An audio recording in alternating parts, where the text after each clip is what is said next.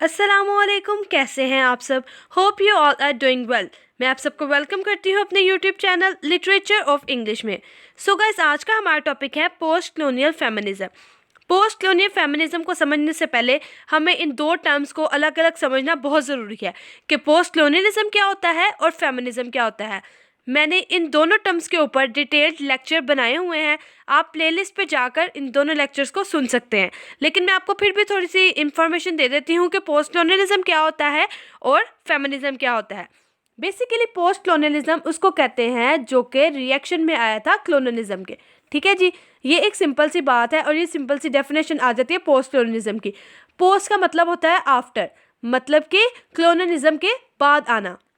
अब मैं बताती हूँ आपको कि कलोनियलिज्म क्या होता है। कलोनियलिज्म ये होता है कि जब ब्रिटिशर्स आए थे और उन्होंने आकर सब कॉन्टिनेंट पर अपनी जो कॉलोनीज थी वो बनाना शुरू कर दी थी। उन्होंने कहा था कि हम लोग ही सुपीरियर हैं, आप लोग इन्फीरियर हो। उन्होंने यहाँ पर आकर बताया कि किस तरह से सिविलाइज रहना है, आप लोग बारबैरिक हो, आप लोगों की लैंग्वेज अच्छी नहीं है। उन्होंने इंग्लिश को all over the world recognise करवाया और इसी तरह से उन्होंने अपनी कॉलोनीज बनानी शुरू की। इसको था ये कलोनियलिज्म कहते हैं। ठीक है, जब कलोनियलिज्म ख़त्म हो गया तो इसके रिएक्शन में जब वो लोग वापस चले गए थे, ब्रिटिशर्स जो थे, एक ना एक दिन तो सबने वापस जाना ही होता है जिस जगह पर आए हैं वो। तो जब ब्रिटिशर्स यहाँ से सब कॉन्टिनेंट से वापस चले गए थे तो वहाँ जाकर जो यहाँ पर जितने लोगों पर जो इम्पैक्ट था कलोनियलिज्म का, ठीक है, जो क्लोनाइज पीपल थे उन पर जो इम्पैक्ट आया था उस क्लोनाइजेशन का, उसको क्या कहते हैं जी हम, पोस्ट कलोनियलिज्म। और जो इसके इफेक्ट में लिखे जाने वाले राइटर्स हैं, राइटर्स ने जो लिखा था उसको कहते हैं पोस्ट कलोनियल लिटरेचर। ठीक हो गया जी, पोस्ट कलोनियलिज्म की होप्स हो कि आपको समझ आ गई होगी। अच्छा जी, तो नेक्स्ट हमारी टर्म है फेमिनिज्म।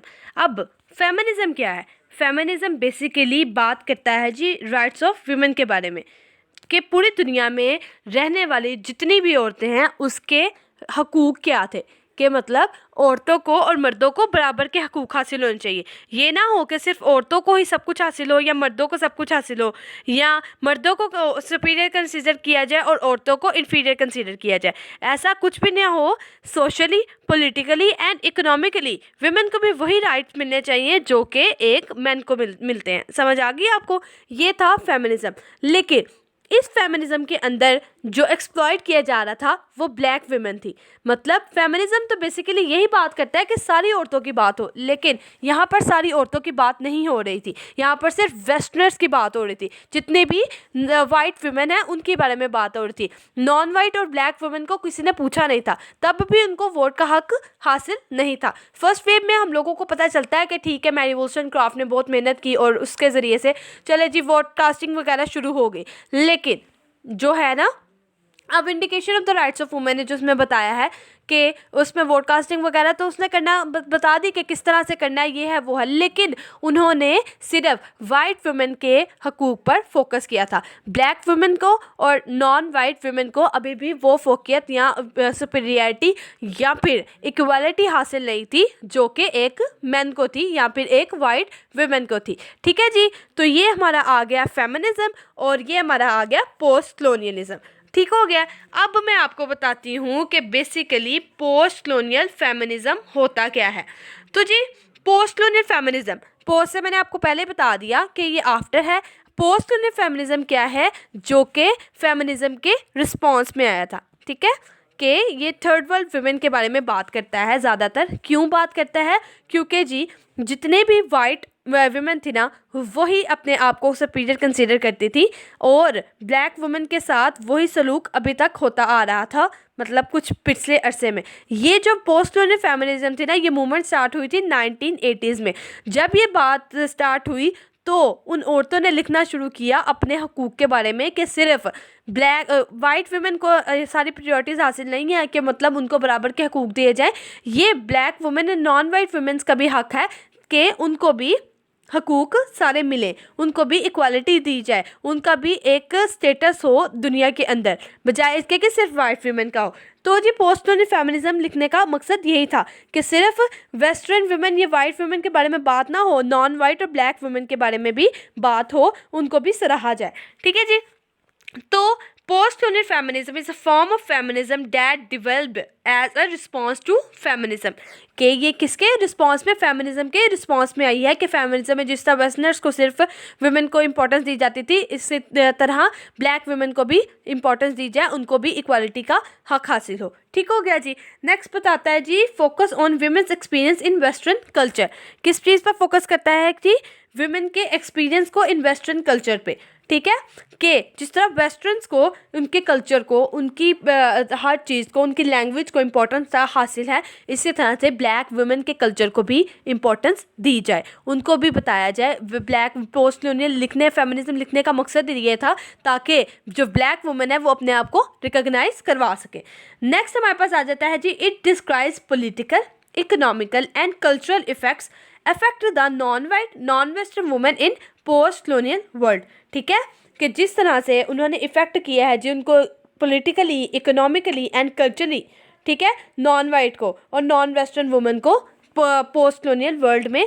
तो इसको बनाने का मकसद भी यही था ताकि उनको समझा जाए कि ठीक है जी, वेस्टर्नर्स वुमेन को है तो आप लोगों ने इक्वालिटी दे दी है, लेकिन ब्लैक्स को भी और नॉन वाइट वुमेन को भी वही इक्वालिटी दी जाए। ठीक हो गया। अब ओरिजिन कब थी जी? ये ओरिजिनेटेड इन 1980s। ये 1980 में जो है इसका ओरिजिन है।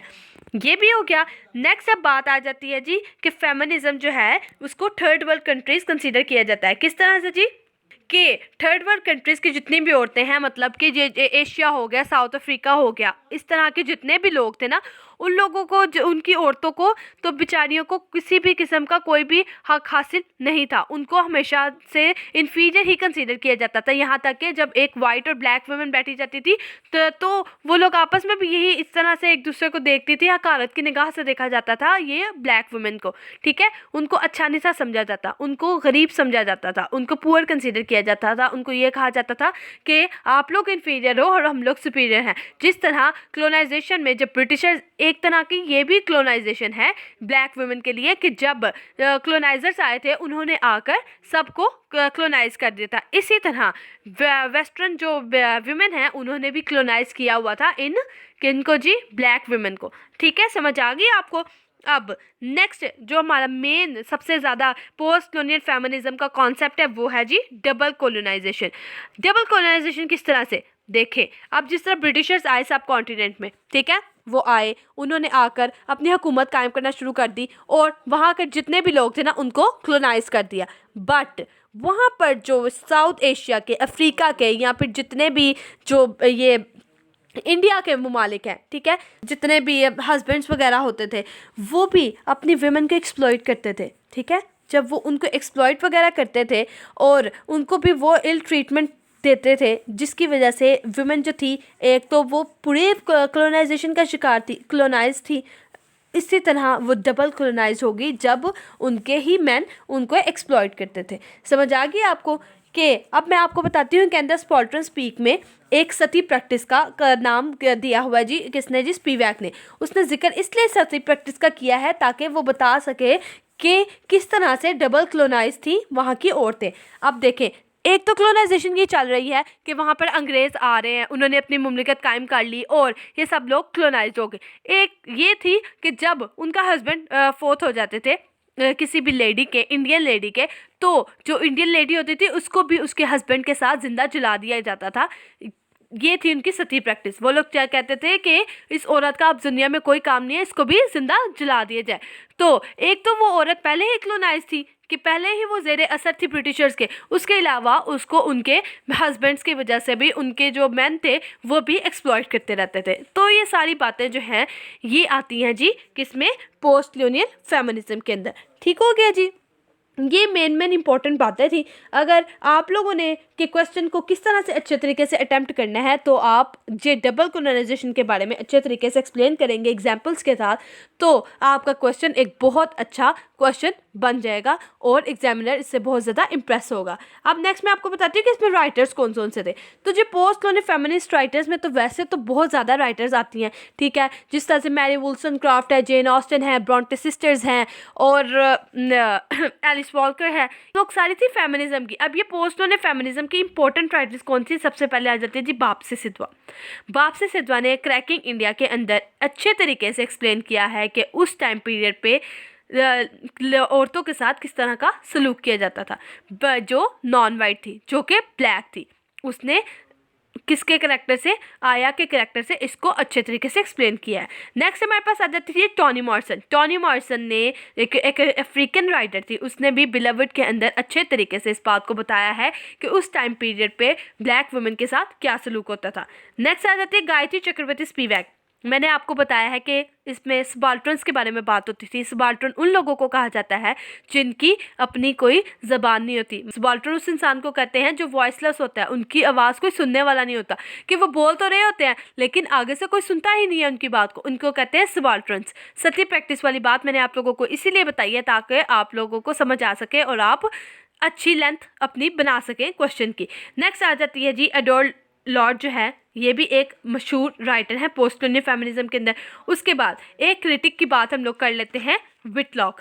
विटलॉक क्रिटिक क्या कहता है जी, उसने ये आर्ग्यू किया था कि there were perceived reductively not as sexual but as reproductive subject।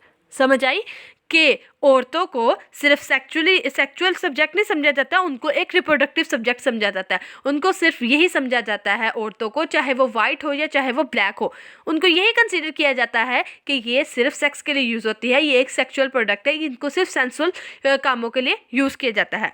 या फिर ये कंसीडर किया जाता था कि ये सिर्फ रिप्रोडक्टिव सब्जेक्ट है, ये सिर्फ बच्चा पैदा करने के लिए यूज़ होती है। तो उसने इन लोगों को, औरतों के लिए एक लिटरल वर्ड यूज़ किया। उसने कहा जी ये वर्म्स ऑफ एम्पायर है, ठीक है, जिनका काम सिर्फ ये होता है कि न्यू कॉलोनीज बनाना, वाइट सेटलर्स को इंक्रीज करना और नई पॉपुलेशन को पैदा करना। बस उनके नज़दीक औरतों का यही रोल है। लेकिन फेमिनिज्म आया, उसके बाद पोस्ट कॉलोनियल फेमिनिज्म आया, इन लोगों ने साबित किया कि औरतें कुछ और भी कर सकती हैं। उनका काम सिर्फ रिप्रोडक्शन को आगे बढ़ाना नहीं है, नई कॉलोनीज पैदा करना नहीं है, वाइट सेटलर्स को पैदा करना नहीं है, नई पॉपुलेशन को बढ़ाना नहीं है। उनका काम है ज़िंदगी को आगे लेके जाना, ठीक है, अच्छी तालीम देना अपनी जनरेशन को आगे, ठीक है, आगे बताना कि किस तरह से हम लोग चल सकते हैं, ये बताना है कि हम लोगों को भी इक्वालिटी के हक हासिल होने चाहिए, चाहे वो वाइट है या चाहे वो ब्लैक है, ठीक है जी। तो ये था हमारा आज का टॉपिक। उम्मीद है कि आप लोगों को समझ आ गई होगी कि पोस्ट कॉलोनियल फेमिनिज्म बेसिकली होता क्या है। ये पोस्ट कॉलोनियल स्टडीज़ का एक इम्पॉर्टेंट टॉपिक है, आप इसको ज़रूर सुनिएगा, इंशाल्लाह आपको बहुत हेल्प होगी इसके साथ। और आज के लिए बस इतना ही था, आपसे नेक्स्ट लेक्चर में मुलाकात होगी। Thank you so much.